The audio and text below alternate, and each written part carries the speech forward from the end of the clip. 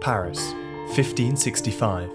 On the bustling streets of the French capital, a strange new book has everybody talking. Whilst it looks unassuming from the outside, on the inside, it's full of bizarre and fantastical creatures. Many of these monsters are comical, striking absurd and amusing poses. Others are a little more disturbing, with unnerving expressions and emotionless, hollow faces. Curiously, there are no words to accompany these drawings. It's simply a collection of 120 unique monsters.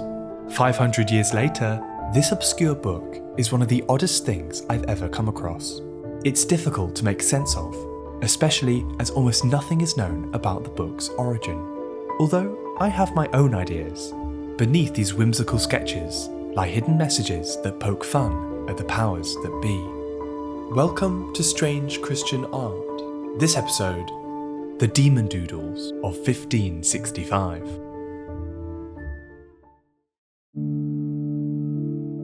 The actual name of this book is The Drolatic Dreams of Pantagruel. It's not the most catchy of titles, I have to admit, but it's fun to say.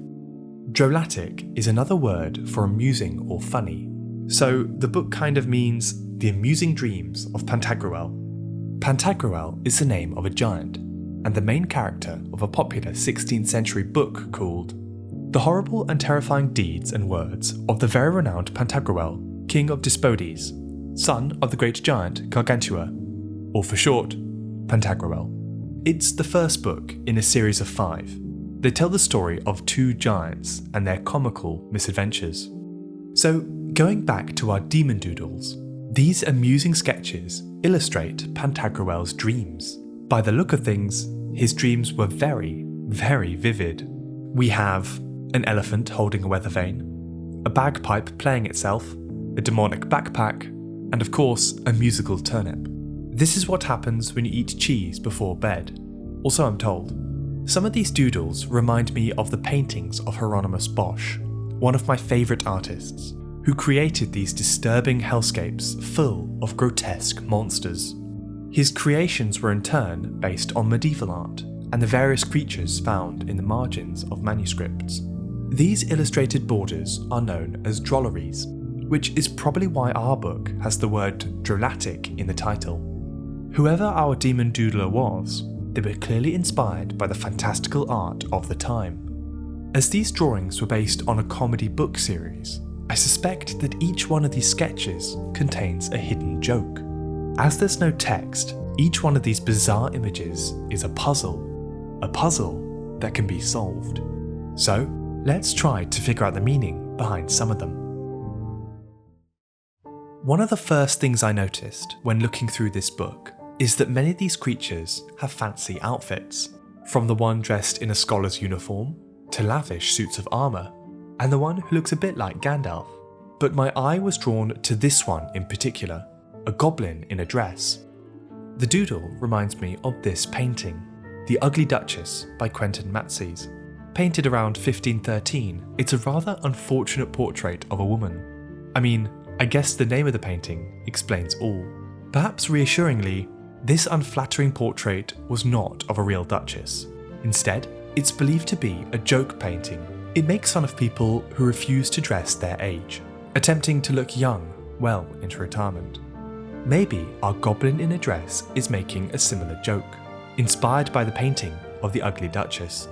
Drawing a grotesque creature in an exquisite outfit is one way to make fun of the nobility. There are plenty of doodles that seem to have a similar punchline.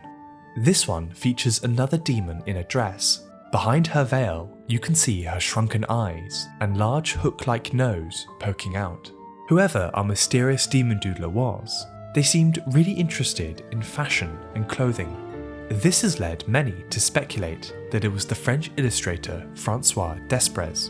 He had previously completed a clothing manual cataloguing all the different kinds of unique outfits from around the world. You can see that the layout and style is very similar to the Drolatic Dreams. Perhaps it was the same person. It's difficult to tell. Whoever was behind our drawings looking at the clothing might help us understand the meaning behind some of them. For example, this one, although the first thing you'll notice is its eerily hollow face with an agonised expression. Aside from that detail, it's dressed in a rather pleasant outfit, kitted with a long flowing shoulder cape, and down by its side there's a wide-brimmed hat with the tassels tied around the body of the creature. This demon is dressed as a member of the clergy, with garments worn by Catholic priests at the time, from the same distinctive shoulder cape to the large hat. If I add a little bit of colour to the drawing, you might see the similarity more clearly.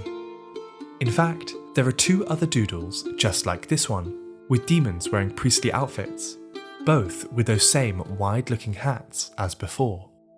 Another one is dressed up like a cardinal, a high-ranking member of the church. You can tell this again by the hat. I like this one.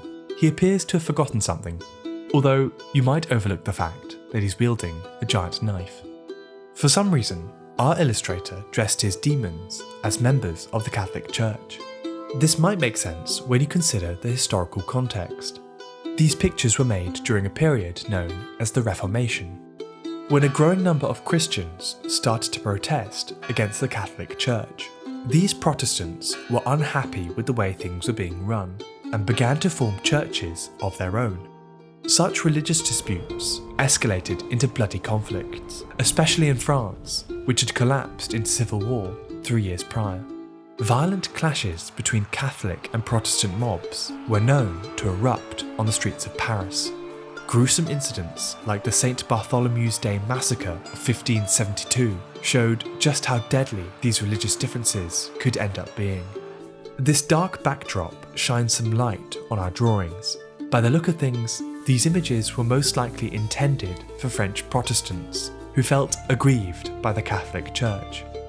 By dressing these demons as members of the clergy, it secretly makes fun of them. Now, I love a proverb, and as part of my research, I came across this old French saying, "The outfit doesn't make the monk." It's normally meant to say that looks can be deceiving. Perhaps these doodles are trying to illustrate this idea literally. We've seen so far that this curious book contains hidden jokes at the expense of the nobility and the religious divides of the day. Whilst I've tried to explain the meaning of some of them, I'm at a loss to explain most of the others. Either way, I thought I'd share some of my favourite doodles that this book has to offer.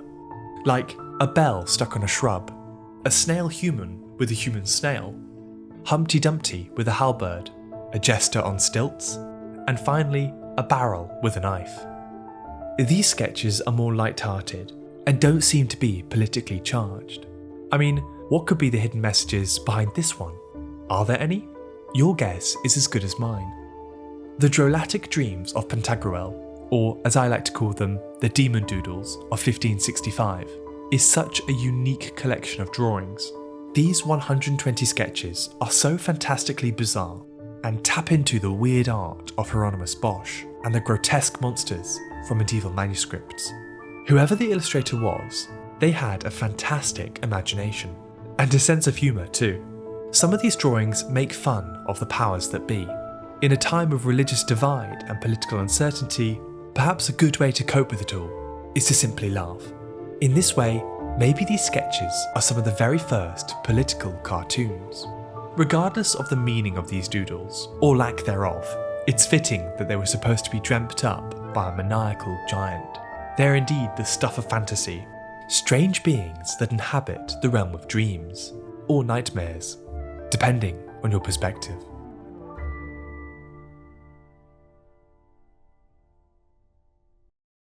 Hey, thanks for watching. I had great fun making this, and I hope you enjoyed it too. If you wanted to see the full 120 sketches, head down to the description below. If you like this video and want to see more, why not subscribe? A like and a comment also go a really long way. Anyway, I look forward to seeing you next time. Goodbye.